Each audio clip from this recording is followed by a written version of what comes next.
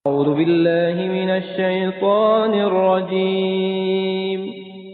بسم الله الرحمن الرحيم.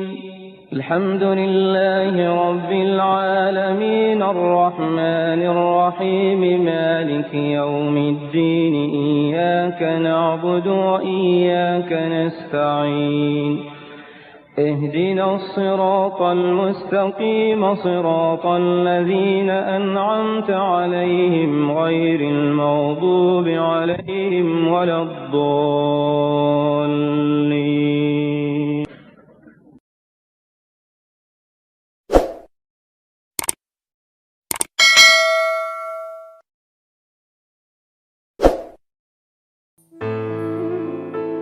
Pagi Bu ya, ini ada satu pertanyaan dari YouTuber di Jakarta, namanya Alfian Bu ya. Oh ya.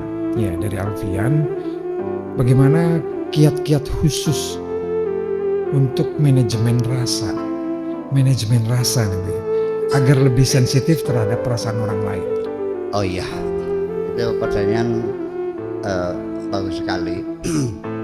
Jadi begini ya, memang kita ketika lahir itu kita hanya dibekali dengan insting dasar, rasa nyaman dan rasa tidak nyaman. Rasa nyaman ini ketika perutnya kenyang dan tidur. Ketika tidak nyaman, dia nangis.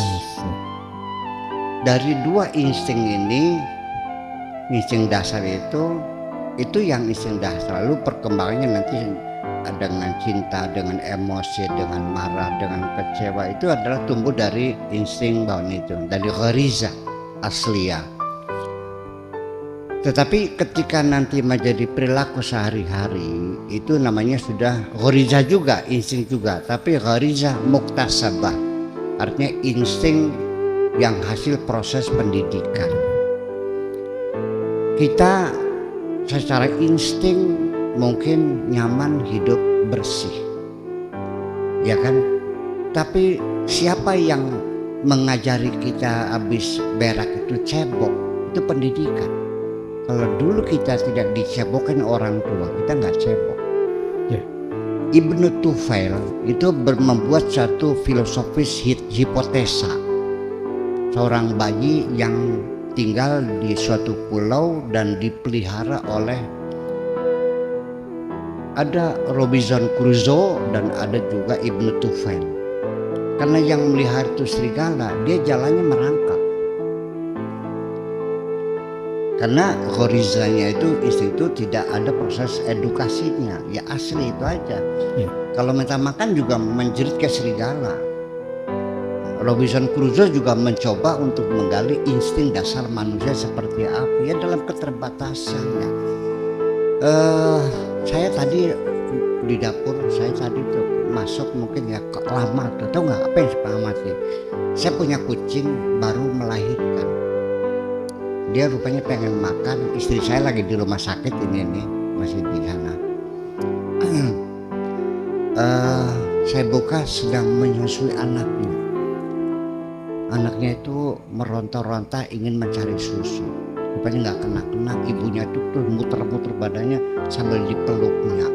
Itu ada kasih sayang ibu kepada anak. Ini insting. Ini adalah pikiran. Binatang punya pikiran tapi tidak punya logika.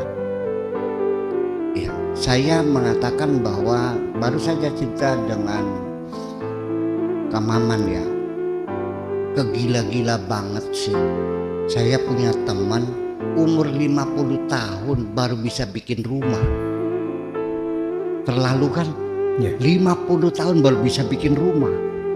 Burung sealam dunia bisa bikin rumah semua kok.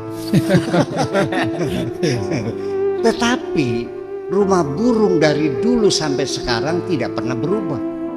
Itu bedanya. Rumah kita setiap kali berubah. Sekarang lagi musim minimalis ya. Nah itu kan terus berubah. Bentuk jendela yang tadinya lebar menjadi sempit, menjadi panjang. Ya, dengan istilah Spanyolan dan sebagainya. Itu kan dengan bentuk tiang yang bermacam-macam, terus berubah, jadi sangat dinamis sekali. Nah, makanya ketika kita juga rasa itu bagaimana tahapnya, ya tidak bisa tidak lepas dengan pendidikan. Bagaimanapun juga dengan pendidikan. Ketika Anda pendidikannya di sekolah apa, alirannya apa, kalau masuk sekolahnya di aliran yang agak keras, ya Anda rasanya keras. Kalau Anda masuknya di pendidikan tradisional, ya seperti itu. Yang muncul mindernya, nggak percaya diri. Ya kalau ini overacting gitu, merasa paling benar sendiri kan gitu. Itu tergantung pendidikan Anda. Akhirnya Pak Hidayah juga. Jadi kemudian tadi yang tanya, Buya, kalau watak tuh bagaimana merubahnya? Kalau batuk ada obatnya, kalau watak nggak ada obatnya. Istri saya sih bilang, ini Buya ini orangnya mah keras betulnya. Kelihatan lembut karena dipoles dengan ilmunya aja. Jadi saya kira pengetahuan itulah yang akan mewarnai kualitas rasa kita sendiri. Semakin Anda pengetahuan semakin luas, maka rasa Anda pun semakin luas. Jadi ikut pada proses edukasi yang selanjutnya. Nah, tetapi di sini pada puncak rasa tertinggi dalam pemahaman sufi yang saya pahami, masih banyak orang menolak bahwa sufi adalah bid'ah. Padahal sufi bagi saya bukan muter-muter tasbih, tapi membangun rasa sensitivitas. Sebetulnya begitu. Kita sendiri, kalau Anda meyakini Tuhan Anda masih dengan logikamu masih rapuh. Kapan kita mengatakan? Sekarang apa? Dasarnya sok dilogikakan Tuhan ada, sok pakai logika. Ujung-ujungnya mana buktinya Tuhan ada? Ada langit, ada bumi. Kan begitu? Betul Pak Khatibul Umam? Saya uji sekarang. Kalau ia itu betul sebagai bukti logika, bukti logis bahwa Tuhan ada langit, ada bumi. Oke. Sebelum Allah bikin langit, bikin bumi, sebelum ada Big Bang saja, teori daripada George Lemaitre ini sendiri yang disosialisasi oleh George Lemaitre itu sendiri juga saya menduga ini Big Bang episode yang keberapa. Sebelum itu saya yakin sudah ada Big Bang lagi. Iya. Sampai kepada galaksi yang baru teramati oleh teleskop Hubble itu baru 10 galaksi. Saya yakin bermiliar-miliar galaksi. Dan satu galaksi bermiliar-miliar bintang. Di sekitar bintang berpuluh-puluh planet. Di sekitar planet berpuluh-puluh satelit. Semuanya berputar, di tengahnya adalah black hole. Ya, ini ledakan pertama kapan? Apakah ini ledakan pertama atau enggak? Karena dia memperkirakan adalah 14 miliar tahun yang lalu Big Bang itu terjadi. Ya, dalam prosesnya bumi sendiri itu 4 miliar baru mendingin dan baru ada kehidupan. Oke. Adam itu sekarang episode yang keberapa?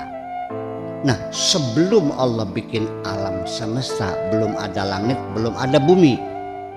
Saya tanya, sebelum Allah bikin langit, bikin bumi, Anda saya tanya, yakin gak ada Tuhan? Yakin? Buktinya mana? Pada saat itu Anda tidak bisa membuktikan adanya Tuhan.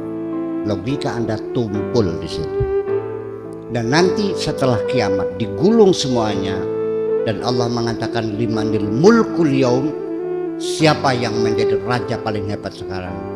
Lillahil wahidil qahhar, hanya aku sendirian. Ketika semua tidak ada, saya nanya lagi, masih ada Tuhan enggak? Ketika tidak ada langit, tidak ada bumi, Anda tidak punya bukti adanya Tuhan. Dan pada akhirnya orang yang yakin Tuhan pun tidak bisa membuktikan secara fisik Tuhan ada. Dan mengatakan tidak ada pun tidak punya bukti fisik Tuhan tidak ada. Tetapi aku meyakini Tuhan ada adalah dengan rasa. Kalau malaikat, kau yakin Tuhan ada? Yakin. Mana buktinya? Aku yang merasakan.